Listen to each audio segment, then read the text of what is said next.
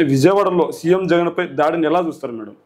నిజంగా నిన్న జరిగిన దానికి ఒక పక్క జనాలను చూసి సంతోషపడాలో, మరి జగన్ గారిపై జరిగిన దాడికి నిజంగా మేమందరం కూడా ఒక బ్లాక్ డేగా మేము పరిగణిస్తున్నాం.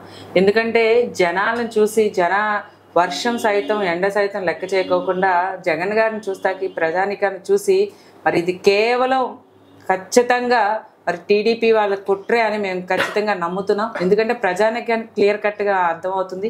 అది ముఖ్యంగా ఏదైతే జగన్ గారికి జన సముద్రంలో అందరూ కూడా హారతలు ఇచ్చి ప్రజానికం అందరూ కూడా చూస్తుంటే మరి కేవలం కుళ్ళు కుతంత్రం ఉన్న ఏదైతే మరి విజయవాడ నగరంలో టీడీపీ నాయకులు ఉన్నారో వాళ్ళు చేసిన కుట్ర, మరి వాళ్ళ అధినాయకుడు అయిన చంద్రబాబు నాయుడికే ఇలాంటివన్నీ ఆలోచనలు వస్తాయి. మరి ఆయన చేసిన కుట్రే అని మేము అందరం కూడా నమ్ముతున్నాం. ఈ రోజు విజయవాడలో ఉన్న కార్పొరేటర్లు, డిప్యూటీ మేయర్లు, ఇద్దరు డిప్యూటీ మేయర్లు, మేయర్ అందరూ వైఎస్ఆర్సీపీ ఉన్న వాళ్ళు ఉన్నప్పుడు ఎలా మేడం ఒక్క జగన్మోహన్ రెడ్డి గారినే గురి చూసి కరెక్ట్ గా కొట్టగలరని కూడా వాళ్ళు ప్రశ్నిస్తున్నారు కదా.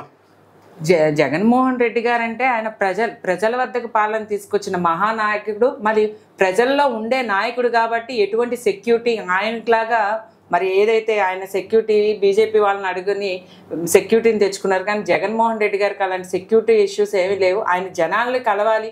మరి నిజంగా అదే స్టేజ్లో చంద్రబాబు నాయుడు ఉంటే ఆయనకి జెడ్ కేటగిరీ పెట్టుకుని జనాలను చూసుకునేవాడు. కానీ జగన్మోహన్ రెడ్డి గారు అలా కాదు, జనాల్ని చూడాలి. ఏ ఒక్క మనిషి జారిపోతారు, వర్షం పడుతుంది, జాగ్రత్త, తొక్కుకోవద్దని పైనుంచి కూడా మాట్లాడే ఏకైక వ్యక్తి, ఒక ముఖ్యమంత్రి స్థాయిలో ఉండి కూడా జనాల్ని పలకరించే వ్యక్తి ఎవరైనా ఉన్నారంటే అది జగన్మోహన్ రెడ్డి. మరి అలాంటి మనిషికి నాకు సెక్యూరిటీ కావాలని అనుకోరు. ప్రజల్ని పలకరించానా లేదా, నా కోసం ఇంతసేపు నుంచున్నారు, మరి వాళ్ళకి ఎటువంటి ఇబ్బంది కలగకూడదు.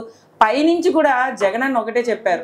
దానికి నిదర్శనమే నేను జగనన్నని చూస్తాకి 4:30 గంటల నుంచి ప్రజానికంతో ఏదైతే నేను వారధి దగ్గర నుంచుంటే జాగ్రత్త, పడిపోతారు, జాగ్రత్త, నొక్కుకోవద్దని పైనుంచి కూడా ఒక ఆడపిల్లలందరినీ కూడా ఎవరినైనా కూడా జాగ్రత్తగా వెళ్ళండి అని చెప్పే మనిషి ఎవరైనా ఉన్నారంటే అది జగన్మోహన్. మరి అలాంటి మనిషి ఏమనుకుంటారు, నా ప్రజలతో మాట్లాడాలి, నా ప్రజలు బాగుండాలి అని ఆయన సెక్యూరిటీలు, ఆయనకిలాగా జెడ్ కేటగిరీలు, ఆయనకంటే ఏదైతే తిరుపతిలో చేసిన స్టంట్లు కానీ గతంలో ఏదైతే ఎన్నో రకాలుగా సొంత మామనే చెప్పులతో కొట్టించిన దరిద్రపమైన మెంటాలిటీ ఎవరంటే అది చంద్రబాబు నాయుడుది. చంద్రబాబు నాయుడు ఇలాంటి కుట్రలు ఉన్నాయి కాబట్టి ఇలాంటివి చేస్తే ఏదో స్టంట్లు వచ్చి జగన్మోహన్ రెడ్డి గారికి మేము రాయితో కొట్టించామని చెప్పగలిగాడు. కాబట్టి జగనన్నకి రాయితో అంటే సింహం ఒక్కసారి నువ్వు రాయితో కొడితే గర్జిస్తానికి ఏ విధంగా వస్తుందో రేపు 2024 ఎలక్షన్లో వై నాట్ 175 కాదు 175కి 175 జగనన్నకి ప్రజానికం, ఆంధ్ర రాష్ట్ర ప్రజానికం అందరూ కూడా జగనన్నకి సపోర్ట్గా ఉన్నారు. నువ్వు ఏ రకంగా ఒక రాయితో కొట్టగలవో కానీ ప్రజానిక మనసులో మట్టి జగనన్నే ఉన్నారు. నువ్వు ఎన్ని పిచ్చి చేష్టలు చేసినా తీర్పు అనేది 2024 ఎలక్షన్స్లో మే 13వ తారీఖున ప్రతి ఒక్కరు కూడా వాళ్ళ మనసులో ఉన్న భావాలని నువ్వు రాయితో కొట్టినా, ప్రజల్ని ఏదైనా ఇబ్బంది పెట్టాలన్నా రేపు ప్రజానికంలో ఉన్న మనసులో ఉన్న జగనన్నని మట్టి నువ్వేమి చేయలేవు. మా జగనన్నని టచ్ చేయాలని నువ్వు ఏ రకంగా అయితే రాయిలతో మరి స్కెచ్ చేసి మరి అన్నీ కూడా చేస్తున్నావు. మరి ఈ పిల్ల చేష్టలన్నీ కూడా ప్రజానికం గమనిస్తుంది. నీకనేది శిక్ష ఏ రకంగా ఇవ్వాలో రేపు ఎలక్షన్స్లో చూపిస్తారని మేము ఈ మీడియా మిత్రుల ద్వారా మేము అందరికి కూడా చెప్పడం జరుగుతుంది. మేడం, అదేవిధంగా ఎన్నికల కోసమే జగన్మోహన్ రెడ్డి గారు నాటకాలు ఆడుతున్నాడు అంటున్నారు వాళ్ళు. ముఖ్యంగా నారా లోకేష్ గారు ట్వీట్ కూడా చేశారు. 2019లో కోడి కత్తితో వచ్చాడు, 2024లో రాయితో వస్తున్నాడు, ఎలా నమ్మాలి అంటున్నారు కదా. అసలు ఆ పప్పు గురించి మాట్లాడాలంటే ఆయనకి అసలు రాజకీయమే తెలియదు. రెడ్ బుక్ ఇచ్చుకుని ఎక్కడికో వెళ్ళిపోయాడు. అజ్ఞాతంలో ఉండి ఏదో మీడియాలతో మాట్లాడితే ప్రజానికంలో ఉండే మనిషి అయితే తెలుసు.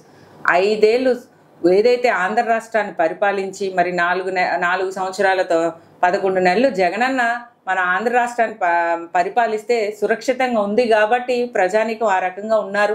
ప్రజలకి అందరికీ కూడా సంతోషం.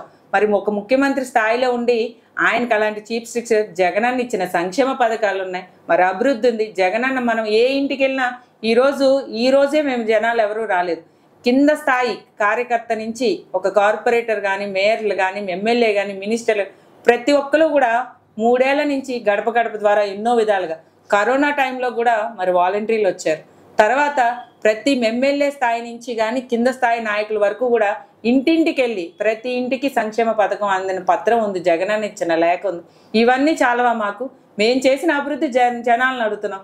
ఇంకేం కావాలి? ప్రతిదీ కూడా మీకులాగా మేనిఫెస్టోలకి పేపర్లకే పరిమితం అలా ఈరోజు ప్రతి ఇంటికి ఎంత సంక్షేమం అందిందో అని చెప్పగల దమ్మున్న నాయకుడు ఎవరన్నా ఉన్నారంటే అది మా జగనన్న చేసిన సంక్షేమ పథకాలు ఉన్నాయి. మరి ఏదైతే నగరాలకు ఇచ్చొస్తే ప్రతిదీ కూడా ఇక్కడున్న తూర్పు నియోజకవర్గంలో అయితే అవినాష్ గారు చేసిన ప్రతి అభివృద్ధి కూడా మరి కళ్ళకు కట్టుకునేటట్టు ప్రజానికానికి కనపడుతుంది. మరి ఇది చాలదా మేము ప్రజానికానికి వెళ్తాకి ఇంకెందుకు మాకు ఈ వేషాలు? అలాంటి సినిమా డ్రామాటిక్లు చేయాలంటే అది నీకు మీ నాన్నకే చెల్లుతుంది.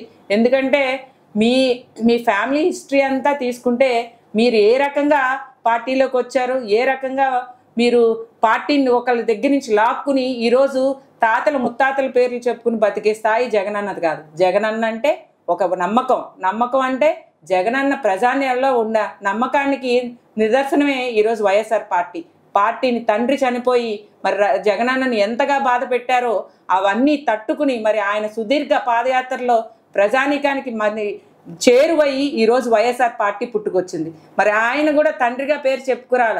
ఆయన జన మనిషి అయ్యి ఈరోజు వైఎస్ఆర్ పార్టీని స్థాపించి ఒక నాయకుడిగా మరి సీఎంగా అయ్యారంటే ఎన్ని ఒడుగుదుడుకులు తట్టుకుని ఆయన ఈరోజు ప్రజానికని ఆ యొక్క పేరుతోనే ఈరోజు జగనన్నని ఆంధ్ర రాష్ట్ర ప్రజలందరూ కూడా ఆదరిస్తున్నారు.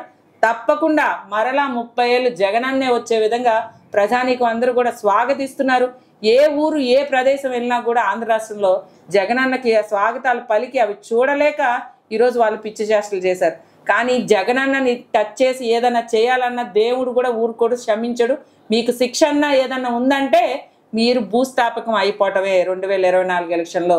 దానికి తథ్యం, దానికి ఏదైతే కర్మఫలం అనేది బూమ్ ర్యాంగ్ లాగా తిరిగి వస్తుంది. తప్పకుండా అది మీకు 2024 ఎలక్షన్లో మీరు అందరూ కూడా భూస్థాపకం అయిపోతారని చెప్తూ సెలవు తీసుకుంటాం. Thank you.